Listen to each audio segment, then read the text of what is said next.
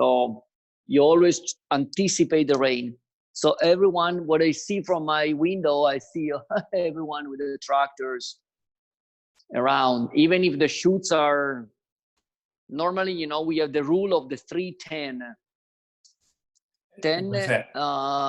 10 centimeters the shoot, 10 millimeters the rain, and 10 degrees temperature. Okay, so if the temperature is below 10 degrees, it doesn't attack the fungus. But if it's higher than 10 degrees, which is higher now, right, the fungus is going to attack the shoots.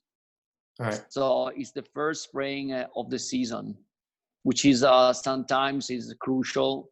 People sometimes they minimize, they say, no, we don't need it. It's very personal, but we prefer to spray. Some people, they don't, if you don't spray now, if you get attacked by fungus now, can be a problem later on. So it's better to be covered by spray. I see that we're getting some messages here, so that's great. We'll wait just a few minutes to start. We should have another 30 or so people joining us. So Pietro and I were just talking about the weather. You see that picture that it looks like I'm sitting on top of Pietro's winery and looking out on La Morra and over to Castiglione Falletto, but I'm not. That's just the magic of technology, kind of wishful thinking as well, because I'm in Chicago, my hometown, and it believe me, it doesn't look like that any day, but especially today we have snow. On April 17th, that's a pretty depressing thought, but so this is a good way to get over that. So be able to meet with all of you and talk to, yes, Don, my friend Don just said hello from snowy Chicago, so here we are. So there's a few of you out there that maybe don't know me. My name is Tom Hyland, and I have been traveling to Piemonte for almost 20 years now. I write for several publications about wines really from everywhere, but my specialty is Italian wine.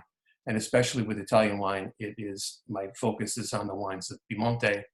And I wouldn't have to think too hard if people said, what's your favorite wine? It's Barolo. So with that in mind, I'm starting my webinars today with one of my great friends from the Barolo zone. That's Pietro Ratti, who's the proprietor of the Renato Ratti winery. So why don't we start now? We have about an hour. Thank you everyone for tuning in. Pietro, my first question, and I'm sure the first question that many people have today is, how are you doing? How is your health? How is your family? Well, I'm doing well. We are lucky because we feel we are privileged to have our lockdown here in the middle of the vineyard. So in that way, we are privileged.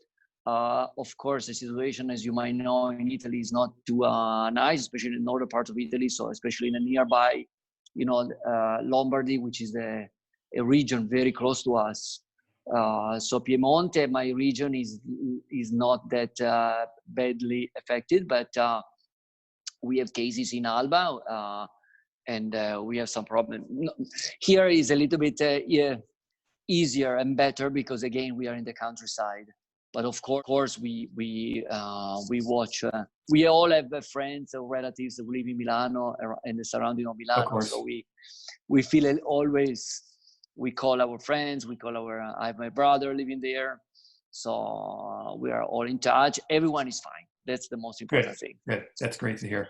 And since you're working in the vineyards, start to come out, and as soon as it gets a little bit double like this, you need to go with the hands and start to peel the small leaves at the bottom. So, and it starts as it gets warm, the shoot gets grow faster. So you have to go a lot of small peeling at the vines. Yes. So a lot of labor, a lot of very important work at this side. So we have a crew of 25 people now working on that, specific on that type of work. That's the beginning of the vegetation. So we call the beginning of the green work in the vineyards. So we had the brown work before, which we say brown, which means when the vine is brown, no leaves, and that means pruning, cutting, and tied. That job that takes is in the winter, between, let's say, December, January, February, and a little bit of March.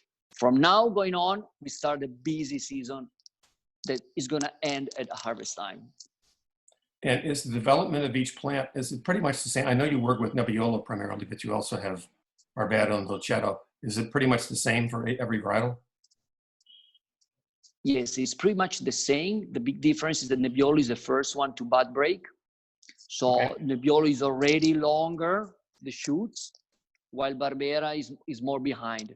Okay. So which helps us also in the scheduling the work, because we start with the Nebbiolo and then later on we're going to start with the Barbera and the Dolcetto. Okay. So it gives a little bit of schedule. Okay. I spoke with some other producers, some of your colleagues, and they said this season, if they had to estimate, was maybe about 2 weeks ahead of time, but that's really no big issue, is it?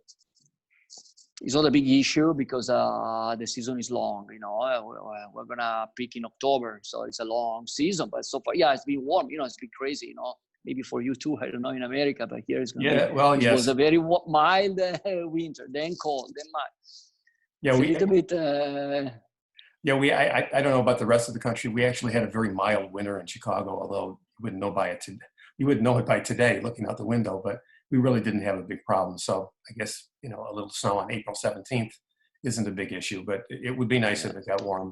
But I think people in America are a lot more worried about other things than the weather right now, and that's the same in Italy. But yeah, for sure. Just very briefly, and we'll go into the wines now and the winery history, but just what about sales right now? I know obviously things have changed quite a bit. So things are changing because, of course, the important wines as Barolo, Barbaresco, the wines from the region here. Let's say the high-end wines are sold probably 50% in the restaurants, maybe even more. So with the lockdown of restaurants in Italy, but all over the world, we suffer pretty much because of that. So the situation is not too easy, but we'll wait. Also, remember, when we make wine, you make wine first. We make wine after we sell it. It's not an industrial product; it's an agricultural product. So we make wine every year, despite of the of the market. Exactly. So basically, the wine that we are not gonna sell because people are not gonna go to restaurants, and somehow maybe we can sell directly. Because we drink more at home. I drink more at home myself. All right. Everyone is gaining weight. But of course, maybe it's not going to compensate all the restaurant business, but the wine doesn't get bad.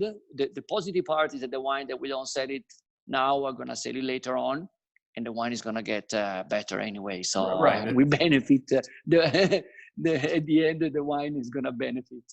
Exactly. With Barolo. Problem. Yeah, exactly. Yeah, you don't have to worry. You don't have to worry about Barolo. All of a sudden, you have to move it out the door. It's going to hold for several years. So that's one positive. No problem. Yeah, and the problem can be eventually for young wines. Wines that normally they're drunk the year after the vintage. More easy to drink wines, but it's not really the case of the wines I make. Okay. Well, I know here in the United States, I've read a number of articles because the liquor stores, the wine stores are open, and the sales have really skyrocketed. They've really increased on wine. I mean, people, they can't go out to restaurants, so they need wine at home, so they do it there. So how has the export market been, both in America and across the world? Are they supporting you? But the export, it depends. Yeah. It depends also a lot on the market where people, if people they drink more, they buy more retail or restaurant business. Like let's say the markets like where there is a monopoly system. Let's say Canada, those markets they already sell a lot in their shops, so they still buy. Of course, in markets where maybe we sell predominantly, let's say Italy, we sell 80% of my wines in Italy are sold through restaurants or or retailers who sell to small restaurants. So at the end, that's a market more affected by this situation. So it depends a lot of each market has its own situation. What we try to and life goes on, and Mother Nature doesn't stop. How was the growing season? What was winter like? How was spring started? Yes, by law, agriculture cannot stop. Some industries, they have to stop. So we are locked down as a family, as people, but not in the working. So we work in the vineyard. So far it's been dry. We're just starting to take little leaves. The shoots, they Yes. bud break and they grow. And if it's warm, they grow longer and faster. And now the temperature is getting warmer, so they're keeping. And as soon as they go to these, let's say these, the shoot is like this, the little leaves. Okay.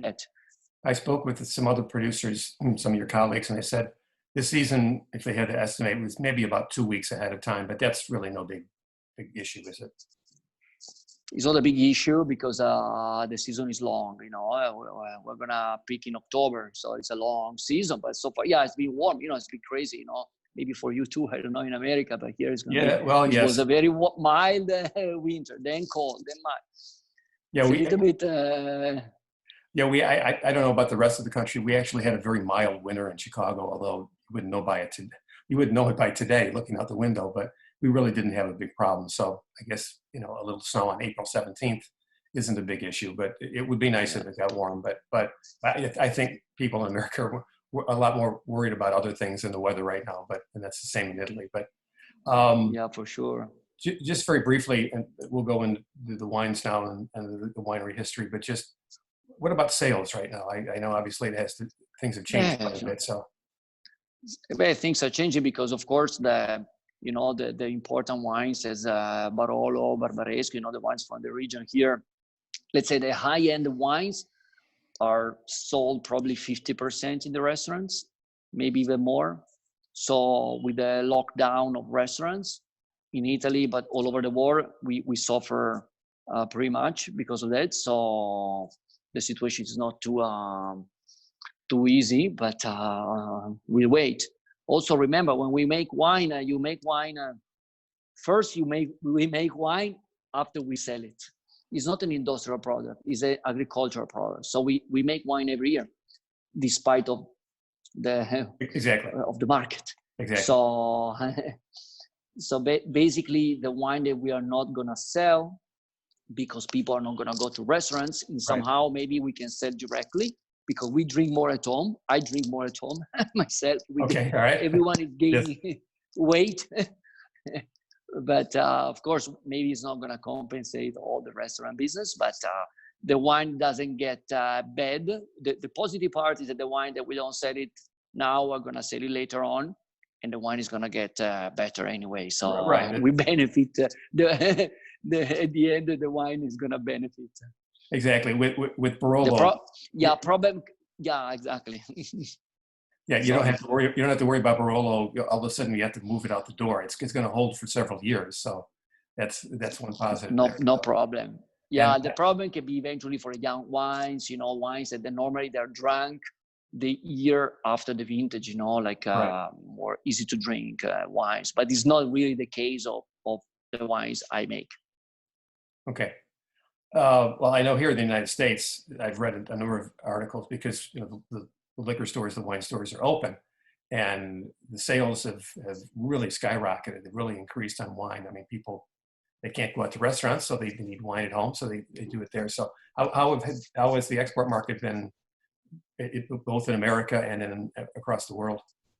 Are they supporting you? But the export, it depends. Yeah. It depends also a lot on the market where people, if people they drink more, they buy more retail or restaurant business. Like let's say the markets like where there is a monopoly system. Let's say Canada, those markets they already sell a lot in their shops, so they still buy. Of course, in markets where maybe we sell predominantly, let's say Italy, we sell 80% of my wines in Italy are sold through restaurants or or retailers who sell to small restaurants. So at the end, that's a market more affected by this situation. So it depends a lot of each market has its own situation. What we try to do is to sell directly also to our customers in Italy. Private people that want to buy the wine, they enjoy. Also, we have it's incredible because we have a fantastic vintage 2016. Yes. And we are releasing the vintage. We started with a lot of enthusiasm because of the quality, and it's like, Yeah, it's lock, all of a sudden there's a big wall out there. You can't get over that wall. Yeah, exactly. But again, it's gonna get it's just gonna get better. Right, exactly. Let's talk about the winery. It was founded by your father, and I think I first met you maybe about 12 years ago at an event in Alba, a Barolo Barbaresco tasting, and you were one of the people I really wanted to meet because I'd been enjoying your wines and your father's wines for several years. They were one of the most recognized labels for myself for Barolo. Tell me a little bit about your father. I know everybody I talked to just who knew him just respected him and thought so much of him, and he's left quite a legacy. So tell me a little bit about your father. Yes, my father was he started the winery in 1965, so was a kind of a pioneer at the time when he first started, because when he started without any family tradition in the wine business. Okay, so he came from totally other. The family was a more medical, but my grandfather was a veterinarian. My great grandfather was a doctor. My father was born in 1934. Okay. And he graduated from the wine school in Alba, and he went to work for the Cinzano to make vermouth in Brazil for 10 years. In 65, so between 55 and 65, he lived abroad, always growing the idea, the dream of making his own wine. So he came back in 65, he purchased 1 acre of vineyard of Barolo, and what was good for him is that first he didn't have any connection tradition in the family, so he didn't have a grandfather or father to say no, you can't, that obliged him to not to change. My father was the man for changes. So and imagine Piemonte at that time, in the 60s, typical rural area, very closed, not open at all. Things that never changed for decades, for generations. So my father arrived in 65, he purchased 1 acre of land, and he had the chance to go to Burgundy in 61. So he saw Burgundy, and he said, I want to do what Burgundy is doing, single vineyards. Mm-hmm. So Nebbiolo is an incredible grape, suitable to change from different place to place. So he said, Burgundy, they have Pinot Noir. Here we have Nebbiolo, we should make single vineyards. So back in 1965, he made his first Barolo with the name Marcenasco, which is an area name of where we are now, where I'm now at the winery. Right. And he releases Barolo with the name Marcenasco. Just the name. I have a bottle here. I brought a bottle here because it is very, great. I don't know if you can see it. So yeah, that's perfect. Put only the, just the name Marcenasco. He didn't even put the name Barolo on the label. Really? So strong. He put the Barolo on the back label. So with this wine, in this vintage, he introduced to the region this philosophy of single vineyards. He was a strong believer in the single vineyards, and then later in the 70s, he made he also mapped the Barolo map, because he put on this map the best single vineyards of Barolo. So this is very important in the concept of single vineyard. So this is a map. I show it to you a little bit. So that's great. I'm glad you had that. I was going to ask you about that, because I have the copy that I got at the winery, which is huge, but it's front of the green. So you can't see it. Go ahead. And it's very interesting because here you put the best 44 historical single vineyards with the. They did also classification like Burgundy system. You can see in red the top 10 single vineyards, like a kind of a Grand Cru of Barolo. Right, and those included things like Brunate and Cerrecchio and Canubi. Brunate, exactly. Rocche dell'Annunziata, Canubi, all those. I also brought here in in 2010, the map my father drew was recognized by the official consortium, all the producers. We got together after 40 years of discussion. Finally, we made the official Barolo map with 170 single vineyards, no classification, but with a strong idea of the limits of the different names of the single vineyard. So my father has been considered as the father of the single vineyard movement philosophy in Barolo and Barbaresco. That's why he's was very recognized. He passed away, unfortunately, in 1988. Okay, so I started after my father passed away in 1988 myself. Okay. So when he made this Barolo Martinasco, and I'm so glad to see that bottle. I'd never seen it. That's a nice moment. There must have been just a handful of Barolo producers at that time, correct? And especially as far as a single vineyard. Yes, at that time there were a few big producers, bigger, more negociant. The small growers, they used to sell their grapes, and by making single vineyards was also a way to lead a lot of producers into making their own Barolo with their own single vineyard name, on the label. So I think single vineyards is always a movement anywhere in the world that can give a chance to especially to small growers, to make the step into with a label on it. Okay, so it's a very important way to especially for small ones to be to develop their way of putting the wine in the bottle with a private with a label. Because before was more Barolo, the brand, the name of the winery, very important, and Barolo is a brand also. It's a very strong appellation. Put in the single vineyard, you put a little bit of more important detail of where that wine specifically comes from. Normally, single vineyard is also made in small quantity because vineyard is smaller.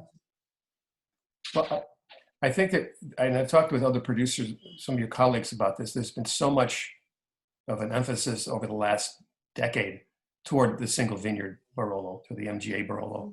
And I think people think that there's, and they get the big points and they get all the reviews and they're so limited, but I think a lot of people think that they're better than the classic Barolo, the Classico.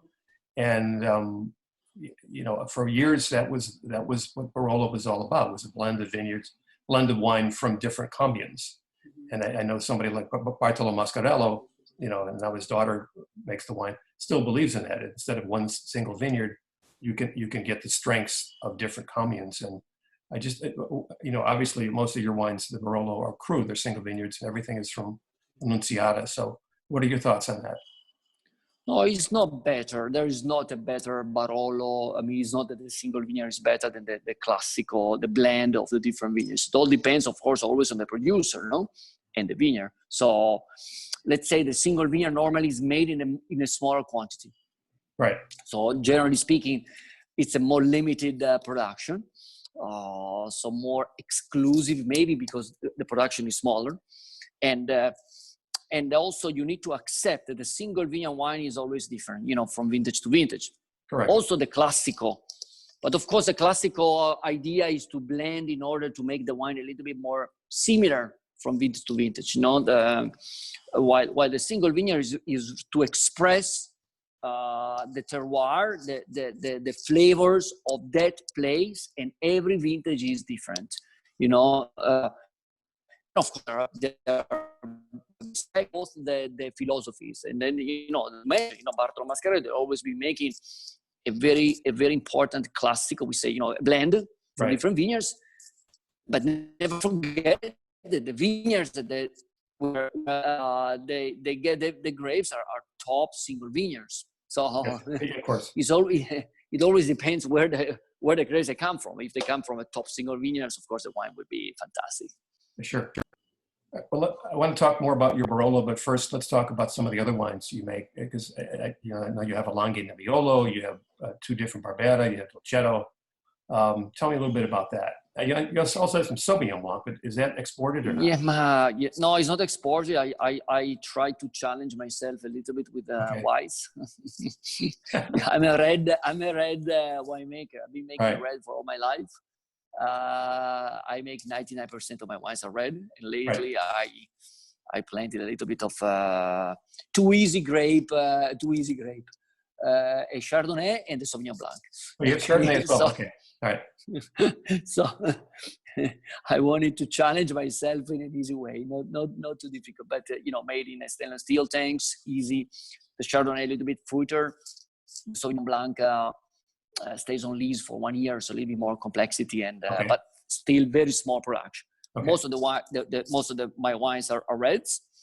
Most of the biggest grape and the largest quantity I make is predominantly Nebbiolo. Of course. But I also make Barbera, as you said, Dolcetto, but it's not exported in the US, and also and of course Barbera, which I make in the two different types.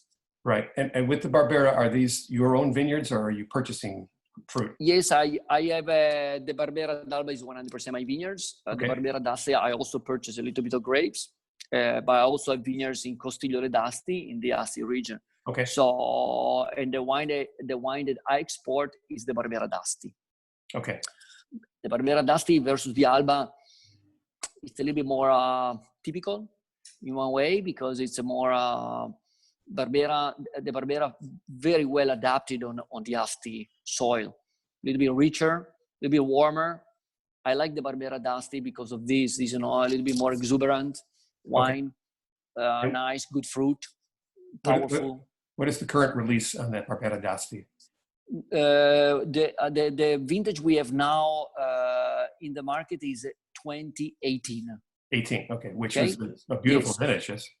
Beautiful vintage, very elegant, fruity, nice. It's more an elegant style of vintage overall. 18, 17 was the warmer, so a little bit more powerful. 18 was very, very nice, elegant vintage. So both Barbera and Nebbiolo, also Nebbiolo Langhe, also the current vintage is also 18. So again, you get the same expression of elegancy, finesse, you know, different again from a 17, which was when the vintage is warm here in the region, makes wines a little bit fatter, a little bit bigger, but also less elegant. Okay, you gain in weight, you lose a little bit in finesse. Right. In the cool vintage, you lose power, but you gain in finesse. So, and vintage is a very important. It's very important in the wines made in the cool climates, like here where we are here in the Langhe, like any other class, you know, like Burgundy or other areas which are cool. In the warm climates, the vintage is less. It doesn't influence that much because it's always quite warm. Okay, but for us, it's the wines that really can change a lot. Can you speak to the climate over the last 10 to 20 years? And everybody talks about climate change and global warming. How has that affected your wines? I know you and I met and talked about this years ago, but yeah, of course we have an influence on the climate change because it's quite evident. Like now, it's all dry outside. We hope it's gonna rain. Because we have a little bit of less rain, and when it rains a lot.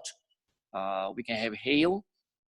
That's why we try to adapt the viticulture and the winemaking to the global warming, to this the global is this more dry, warmer situation. So basically, we keep more the grass on the soil to protect sunburns, reflection of the sun, so sunburns on the grapes, but also to keep a humidity on the soil, so to have a more relief for the vines during the summer. So this grass is becoming a big thing. Like you see, there is a picture behind you, you know, with all green, you know, and when it was maybe 30 years ago was the opposite. We had too much rain, so we didn't want the grass. So grass was cut very short. Now we have machines that they're able to mow the grass, so we keep like a carpet between the vines. So it's very in the rows in the vineyards. So it's also anti-erosion, because if it rains a lot, you know, the soil can go down. We are steep, so it's very important to keep the soil up and the grass, again, anti-erosion. We leave more leaves to have more shade, to keep the grapes cool, to have the flavors, again, cool, not too jammy. Okay? We want freshness, elegancy, finesse, aromas, nice aromas, small berries, not too heavy and heavy wines. So viticulture is the most important thing. To protect them against the hail, now we put more nets. You know, those plastic nets to protect the vineyard. So viticulture has been influenced significantly on this change of weather, climate change. In the wines, we try to keep freshness, avoiding racking too much the wine. Okay, so we keep the wines little bit. We have a calmer and more gentle vinification approach. Okay. Fermentation is very pure. Then we put the wines in barrels. We rack the minimum, less air, less oxygen. We try not to put too much oxygen in the wine. So the wines that don't, if you put too much oxygen in the wines they mature. Okay, they ripe. Right. But because of this, we try to make the wines a little bit more tight, not to ripe too much. Okay, while we age them. Okay, in order to maintain again the freshness from the beginning. You know, so it can happen sometimes that when you get the wines at the beginning, maybe they're a little bit tight. I'm talking about especially Barolo, no, Barbaresco, not the young wines, but by bottle aging, they deliver really an incredible complexity and finesse. That's the way we try to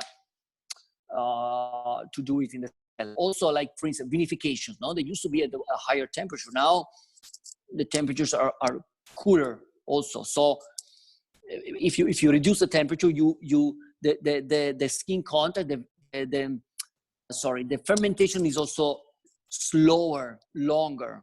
You know, the yeast, when they eat sugar, they ferment and they make alcohol. Yes. If it's very warm, they accelerate.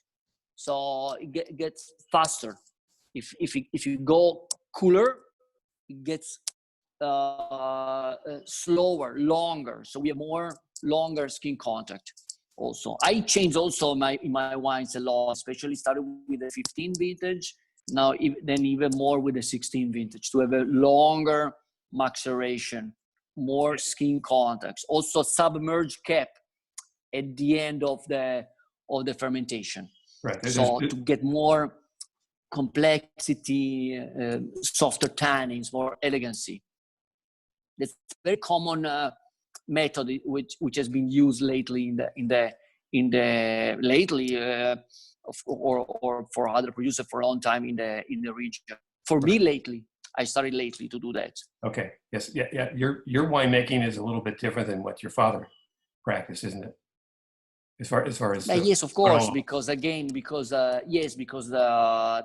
weather has changed, so you need to adapt it. But the goal is always the same: to try to make elegant Barolo. Because where I am from, La Morra, as you know, is the village and the place, and the terroir, the soil, the climate that makes the Barolos the most elegant.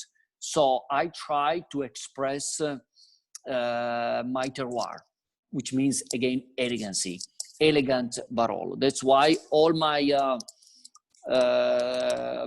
thinking, vineyards and vinification, age, everything is all to try to express that way of that style as much as possible. Okay. Now you are specifically, your wines are from the Annunziata. Yes, which is a sub area from La Morra. La Morra is the Barolo zone. You know, it's probably like 10 miles around the area like this. Right. And we are 11 villages. La Morra, my village, has 25% of the whole Barolo area. Okay. So because it's quite large, La Morra, so includes a few sub zones. One of the most famous or historically also famous and with some of the best quality is where I am, which is called, this sub area is called Annunziata. This name Annunziata was given Annunciation, so connected to the religion. It's a classic religion name. And today there is also a single vineyard that I make called Rocche dell'Annunziata. I have a bottle here, so I don't know if you can see the name. Perfect, like that. Yes, thank you. Okay. Rocche is the name of the place. Dell'Annunziata means the cliff. Rocche means the cliff. So it means the cliff of Annunziata. So that's where this is one of the most prestigious single vineyard we have here in the Annunziata. So that's the one that carries the name Annunziata on the name. Yes, and I know that there are many of your colleagues, just brilliant colleagues that are very, very thankful that they have a little bit of parcel of that vineyard, because it's a great vineyard. The wines are just spectacular. So it's about, yes. So is there a difference from Annunziata wines versus those from a different part of La Morra, or is it more just the individual terroir, the individual site that makes a difference? Yes. Yes, let's say in the top 3 single vineyards of La Morra, there are 3 we call like tongues that goes parallel. Okay. Down from La Morra going down. Rocche dell'Annunziata. It's where I have my single vineyard. Then there is one parallel called Brunate. Okay. And the third one called Cerecchio. The distance between, it's like, a hill like this, going down, up again, going down, up again. Okay. We talk about the distance of 2 miles from one to another one. Okay, like this. So they're very close. But the soil is different. Microclimate is a little different. So at the end, Rocche dell'Annunziata, which is my top single vineyard, again, is more, I would say, more floral, more elegant, very beautiful complexity, more elegant, very, very, it's the quintessential of elegancy. If La Morra is elegancy, Rocche dell'Annunziata is really the quintessential of elegancy. Then we have Brunate, more spicy. I don't make Brunate, but I know my friends, they make it spicy, a little bit, fantastic complexity, more spicy. Then you have Cerecchio, another vineyard. I don't make it either, but I have friends that make it, and more minty flavors, more mint, licorice, like that. Okay, so again, very, very close. I'm talking about the top, really top Grand Cru of La Morra. Yes. Then another vineyard I make below the winery is called Conca. Conca is a tiny plot. It's a parcel of 1.5 acres. I think Conca is one of the smallest, or one of the 2 or 3 smallest at all of Barolo. Yeah, it's a very, very tiny. I make about 3,000 bottles, so I say 10 barrels. So we talk about very small production, and it's also more similar to Cerecchio, a little bit more minty, licorice, full body, less. Not less typical, but more. I like it because of this. We say lots of mineral. Mineral is a big word now about wines, but let's say in that way. Definitely different from Marcenasco and Rocche. Marcenasco is a Barolo. Marcenasco is a blend, but not a blend of different communes. It's a blend of La Morra within La Morra. So still, it's a La Morra. It's a La Morra wine, and Marcenasco and Rocche are more similar they get this violet, the typical violet and rose, which is typical of Nebbiolo. The Nebbiolo from La Morra, you get that, the violet, the floral, Yes. in these type of flavors. Okay, Conca no. Conca, you don't get those flavors. You get again more minty, creamy mint licorice. So it goes on its own. Conca is Yes, on its own flavors. I A agree. little bit Right. more powerful. Yes. More like this, Muscular, like, boom, right, and it goes like this in your mouth, bam, like this. So while the others are more wines, more you taste, more they change, they keep going, always in this elegancy, La Morra way of expressing the Nebbiolo.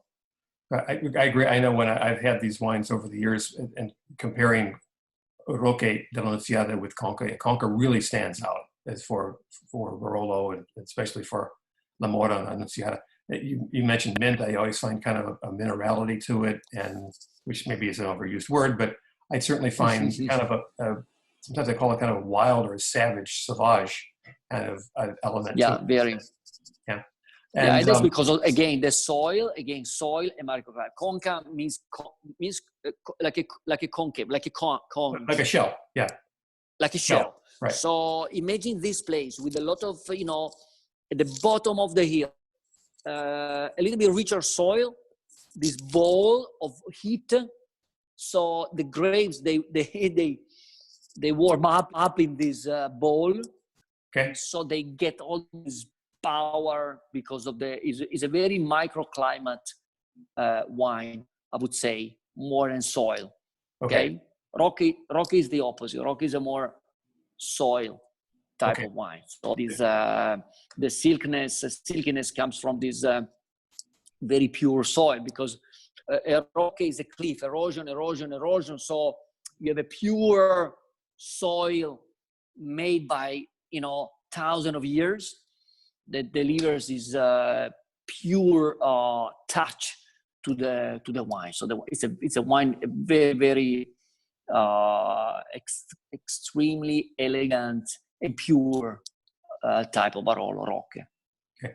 And is the Conca harvested before the Roque? You mentioned how it sits with all the heat. It depends. Yeah, normally we a few days, but we talk about can be a couple of days earlier. But also the exposure is also a little bit. It's just below the winery, so it's not too. It's a southeast. Roque dell'Annunziata is more southwest. Okay. So and a little higher, but let's say in the same, more or less in the same period, maybe a few days distance. Okay.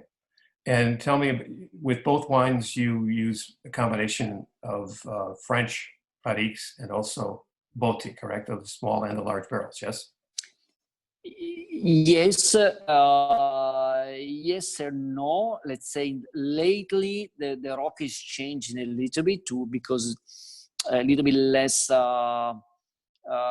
small barrels, but we talk about also small quantity too. So normally it's about 10. Conca is always like that. The formula is that normally it's small barrels, 25% new. Okay. For 1 year.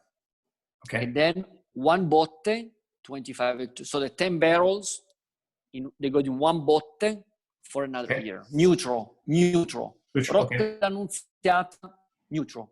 Roque Annunziata is a little bit less small barrels, and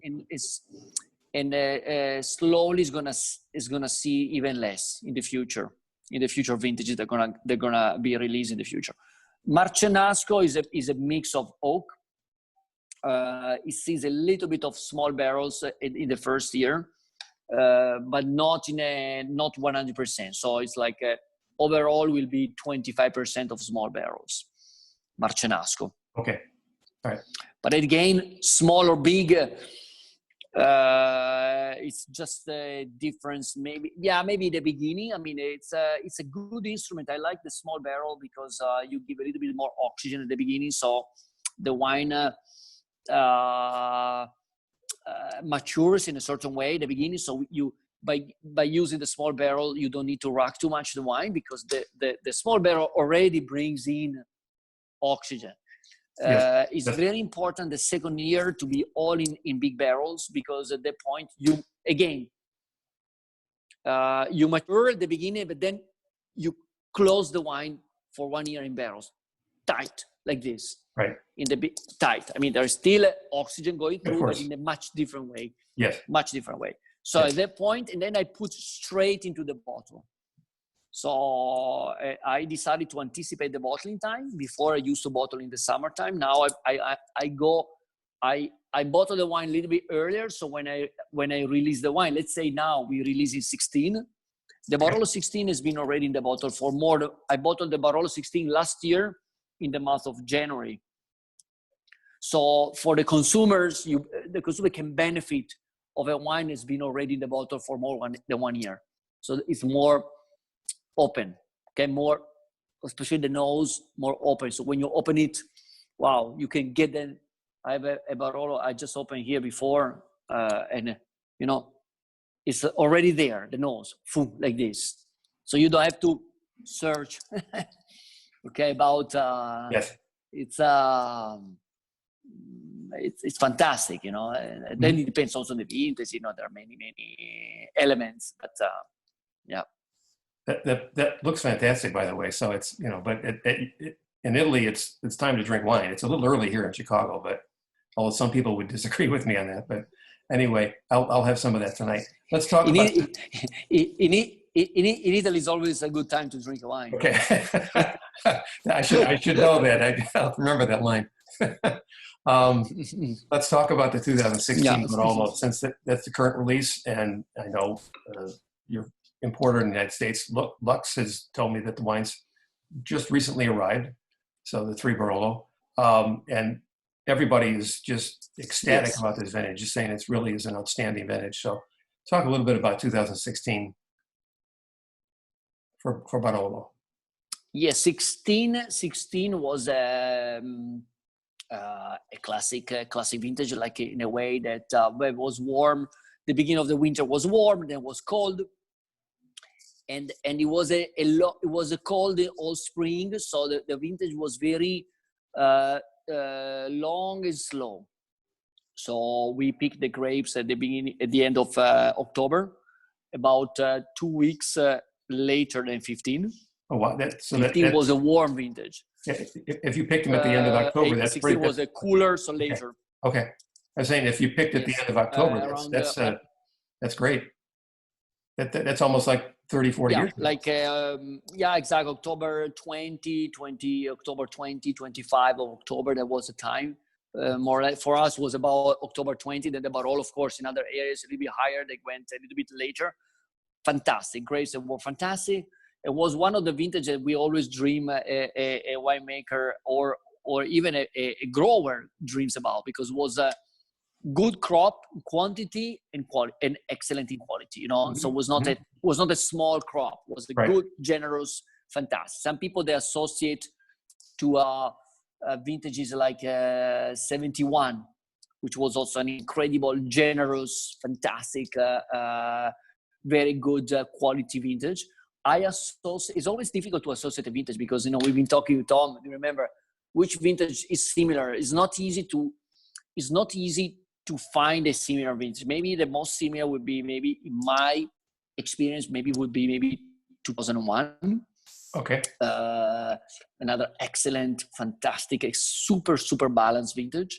But 16, don't expect a vintage of muscles. Don't expect an excellent vintage for power. Don't expect a vintage for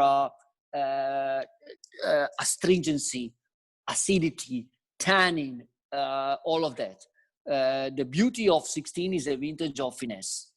Okay. So it's a fantastic vintage for elegance and finesse. Okay, so it's different from in the late vintages we had 13. 13 was more like more acidic, more tight, like that. Again, 16 is more elegant.